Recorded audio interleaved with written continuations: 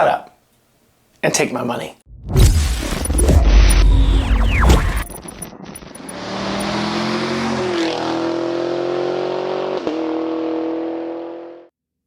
So what we have here is an all-new truck. Finally, the outgoing model was, well, it was old when we got it. It was a European model that was brought over and modernized for the then new market when that Colorado hit our shores.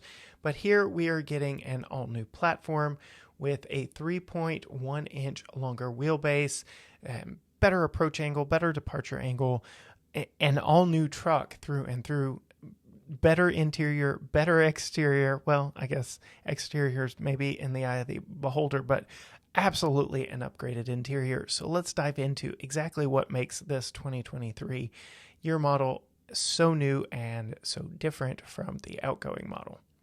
If you couldn't tell by the intro, I'm here for it. I'm here for it all day. I'm very excited about the future of the midsize truck segment, and the wars in the midsize truck segment are definitely picking up. I'm just blown away at what Chevy is throwing at us here and giving us for the 2023 model year. So I'll do a quick run through of exactly what we are getting and what has changed, what is updated.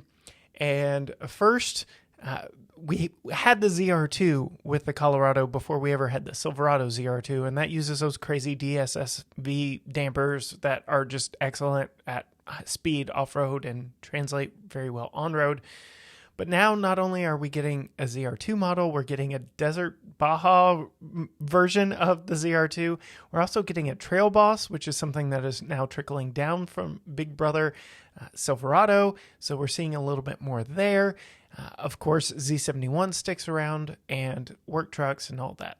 We're getting one engine, just the one engine, but multiple different configurations on that engine that will translate to much more options for the consumer, whether you want it for speed, for towing, whatever the case may be. So there's definitely a lot going on here with the 2023 Silverado. So the models break down like this. You start off with the base work truck, which I don't imagine you're going to see too many of these in driveways. You're going to see them in parking lots of O'Reilly's Auto Parts because they are their fleet vehicle.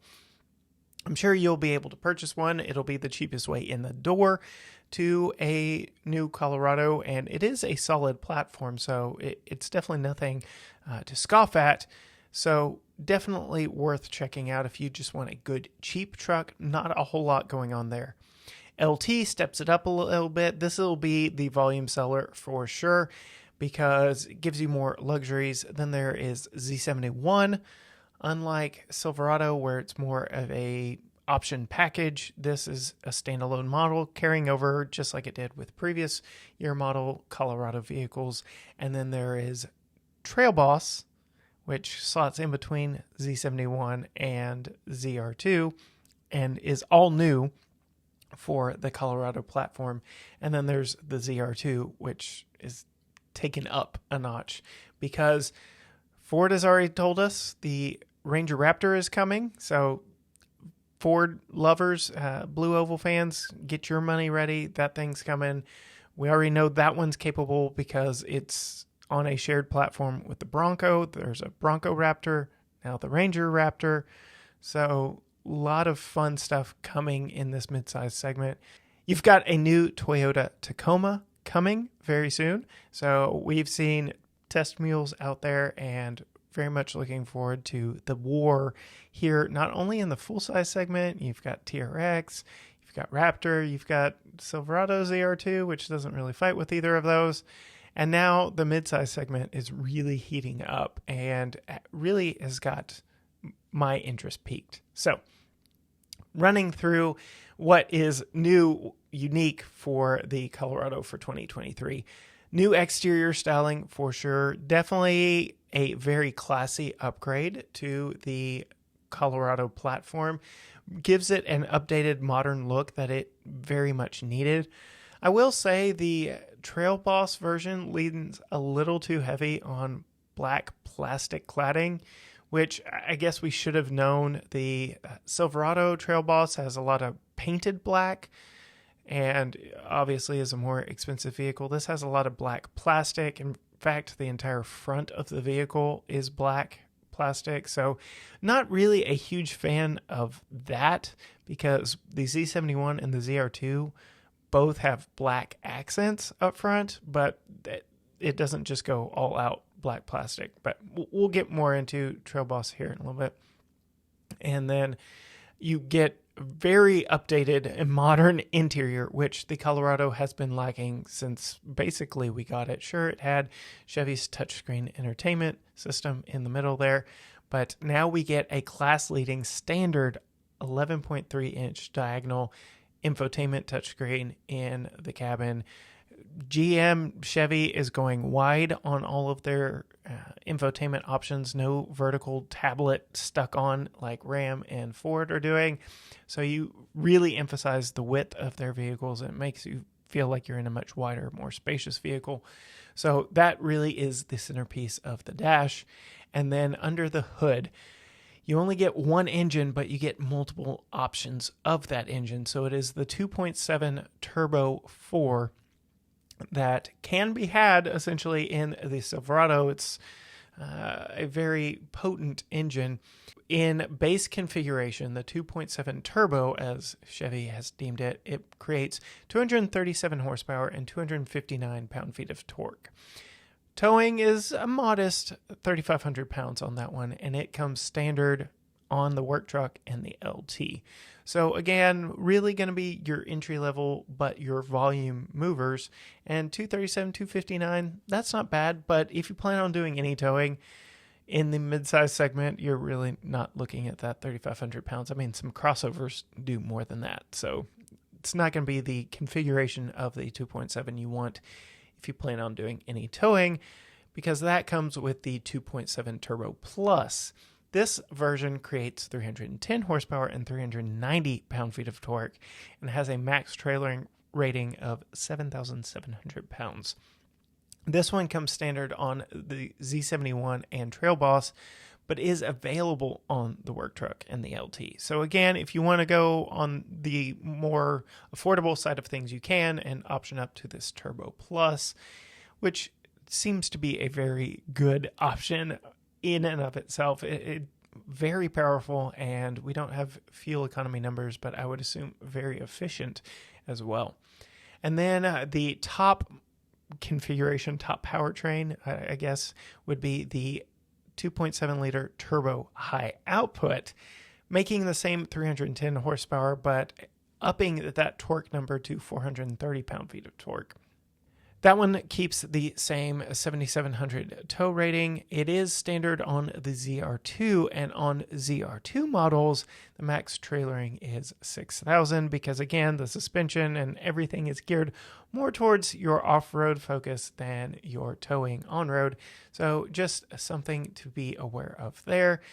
Made some refinements and tweaks to this powertrain to make it more robust, more durable, include a more rigid cylinder block casting and a 30% stiffer crankshaft. So definitely upgrading the components that make this a truck and make it a workhorse for you.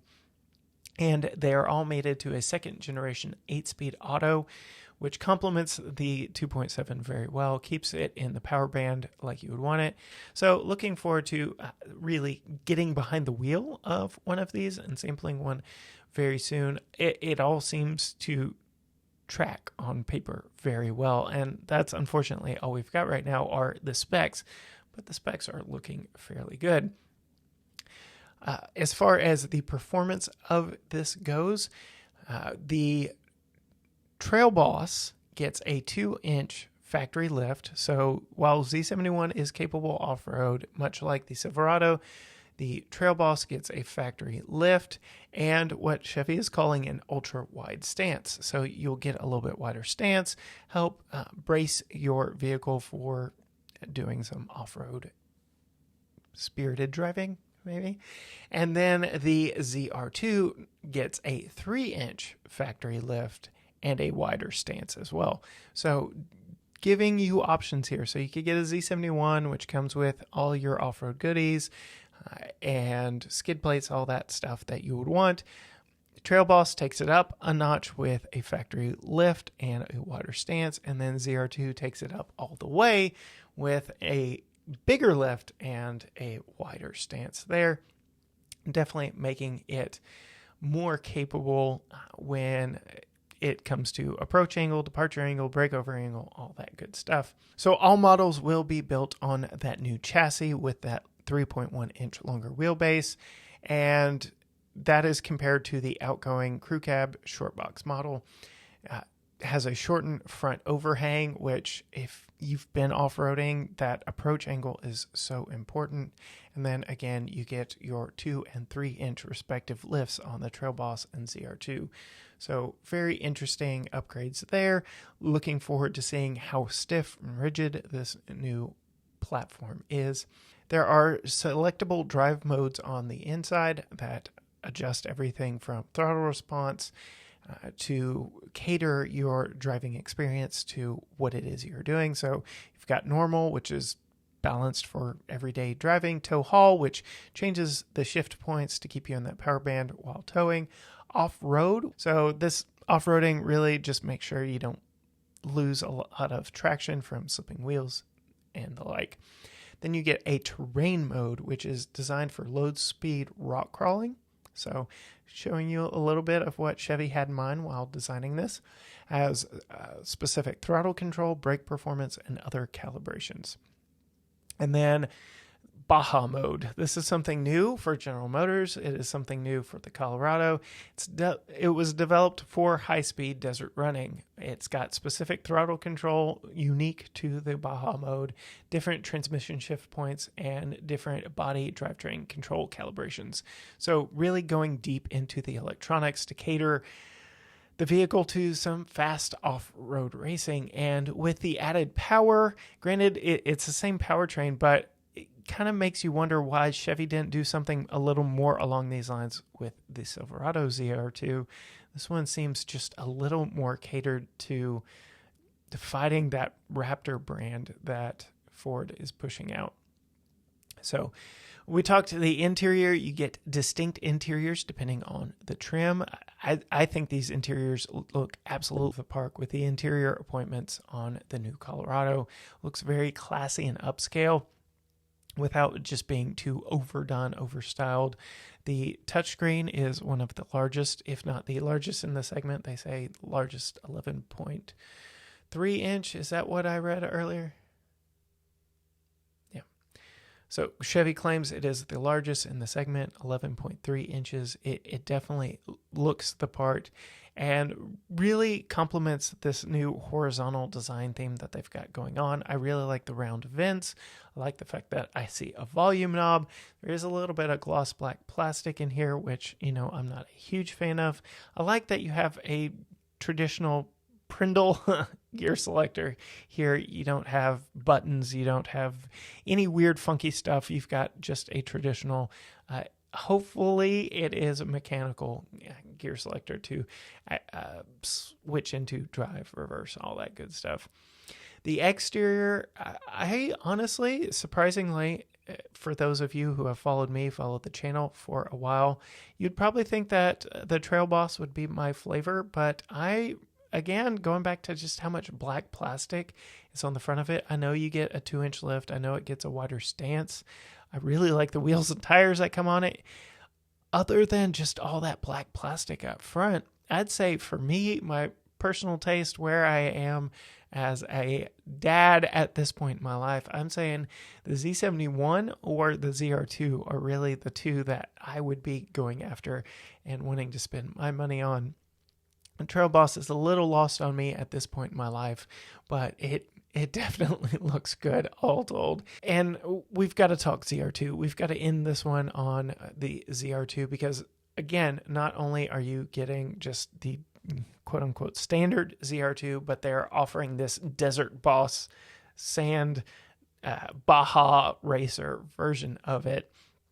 And really looking forward to getting behind the wheel of one. If you've followed Silverado ZR2 development for any length of time, you know that Chad Hall and Chad Hall Racing actually did Baja race the Silverado ZR2 during its development. These really have proven to be developed and built for desert racing, and it wasn't just an afterthought. It's something that actually was baked into the DNA of these vehicles. Standard ZR2 equipment has unique Artemis interior color with all these awesome accents. I think this is one of the better looking interiors of the bunch. You get your ZR2 badging and all of that as well. Spray on bed liners, standard. New front fascia, which has the cutout corners for better approach angle. And you get Chevy's flow tie for better airflow into that 2.7 turbo. Get LED lighting, adjusted front and rear bumpers to increase your approach and departure angle, 17-inch wheels with 33-inch tall tires. So I love that we aren't going big on the wheel, but we are going larger on the tires. Sure, I can already hear people wanting 35s and 37s, but these are mud terrain tires that I think are proportionally in line with this vehicle. You get those segment exclusive DSSV dampers, special cast iron control arms, selectable front and rear locking differentials. That was something that made ZR2 so special and unique in the segment when it was first announced.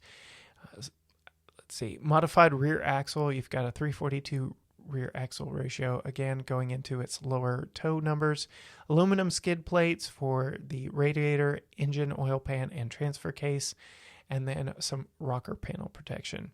The Desert Boss takes it up a notch over that. You get 17-inch beadlock capable wheels, the off-road bumper and front fascia, a sports bar with a sail panel back in the back. So really kind of setting off the look back there. Roof-mounted light bar, underbody camera.